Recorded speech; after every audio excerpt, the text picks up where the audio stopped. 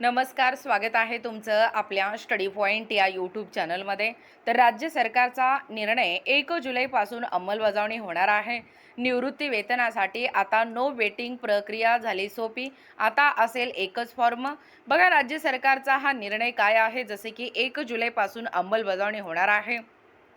राज्य सरकारी अधिकारी आणि कर्मचाऱ्यांना निवृत्तीनंतर वेळेत निवृत्ती वेतन मिळावे, तसेच मंजुरीच्या प्रक्रियेत होणारा विलंब टाळण्यासाठी राज्य शासनाने महत्त्वाचा निर्णय घेतला आहे.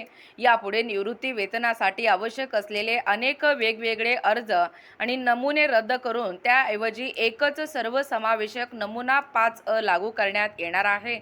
हा निर्णय 1 जुलै 2026 पासून अंमलात येणार आहे. सध्या निवृत्त होणाऱ्या कर्मचाऱ्यांना निवृत्ती वेतनासाठी विविध नमुन्यांमध्ये माहिती भरून कार्यालय प्रमुखाकडे सादर करावी लागते. त्यानंतर ही कागदपत्रे महालेखापाल कार्यालयाकडे पाठवली जातात. अनेक फॉर्म, कागदपत्राची पडताळणी आणि माहिती संकलन यामुळे निवृत्ती वेतन प्रकरणे मंजूर होण्यास बराच कालावधी लागत होता. ही समस्या आता लक्षात घेऊन शासनाने निवृत्ती वेतन वाहिनी या ऑनलाईन प्रणालीच्या माध्यमातून प्रक्रिया सुलभ करण्याचा निर्णय घेतला आहे. शालार्थ, आश्रम शालार्थ, समाज सेवार्थ, VJNT सेवार्थ, कृषी सेवार्थ, HTE सेवार्थ यासारख्या विविध विभागांच्या स्वतंत्र सेवार्थ प्रणालीमध्ये आवश्यक बदल करण्याचे निर्देश शासनाने दिले आहेत. बघा, अशी होणार प्रक्रिया.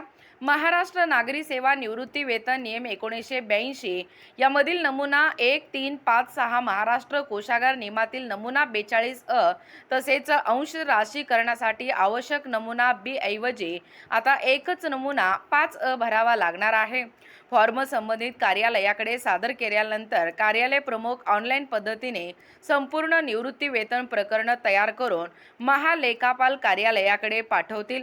राज्यातील सर्व विभागामध्ये EHRMS प्रणाली अंतर्गत पूर्णपणे कार्यान्वित होईपर्यंत मूळ सेवा पुस्तक नमुना 5 आणि ऑनलाईन भरलेल्या माहितीची हार्ड कॉपी ही महालेखापाल कार्यालयाकडे पाठवावी लागणार आहे.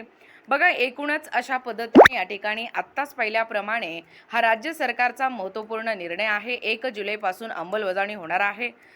असेच व्हिडिओ पाहण्यासाठी चॅनलला सबस्क्राईब करा. भेटूया पुढच्या व्हिडिओमध्ये. धन्यवाद.